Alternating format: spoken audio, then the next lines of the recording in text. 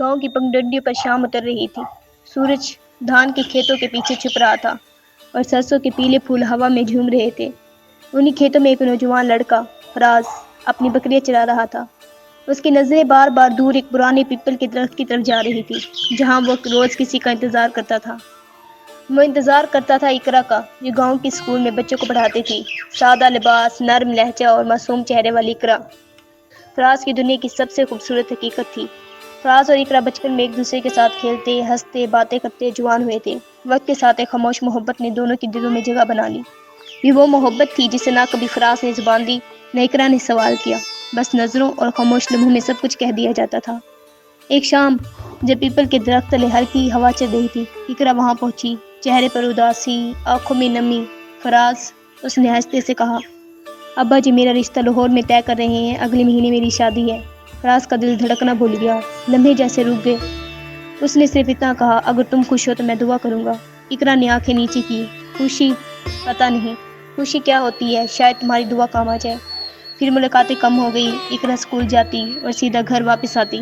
گاؤں والوں نے باتیں پھیلائی جو اقرا کے گھر تک پہنچ گئی۔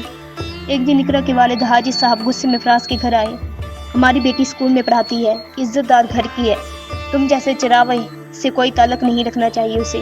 فراز کے باپ نے بیٹے کو سمجھایا، بیٹا اب ان کے بارے میں سوچنا چھوڑ دو ورنہ یہ گاؤں جینے نہیں دے گا۔ فراز کچھ نہ بولا۔ اگلی صبح وہ پھر اسی درخت تلے بیٹھا، تنہا۔ وہاں اب صرف ہوا تھی اور یادیں۔ پھر وہ دن آیا جس سے دونوں ڈرتے تھے، اقرا کی شادی۔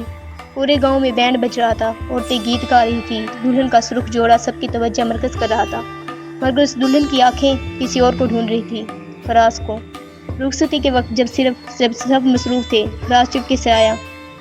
ڈولی میں بیٹھی اقرا کی نظر اس پر پڑی، دونوں کی آنکھوں نے برسوں کی کہانی ایک لمحے میں کہہ دی۔ وہ لمحہ ان کی محبت کا آخری لمحہ بن گیا۔ وقت گزرتا رہا، فراز گاؤں چھوڑ کر شہر آ گیا۔ ایک چھوٹی سی کتابوں کی ریڑھی لگا لی، دن بھر کام کرتا مگر دل میں بس ایک ہی تصویر تھی، اقرا سرخ جوڑے میں اور نم آنکھوں کے ساتھ۔ پھر ایک دن اس کی ریڑھی پر ایک چھوٹی بچی آئی، کتاب خریدی۔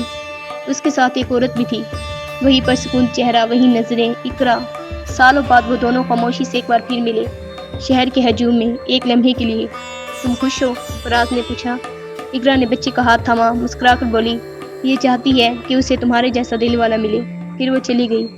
اس بار نہ کوئی شکوہ تھا، نہ کوئی گلہ، بس ایک خاموشی تھی جو سب کچھ کہہ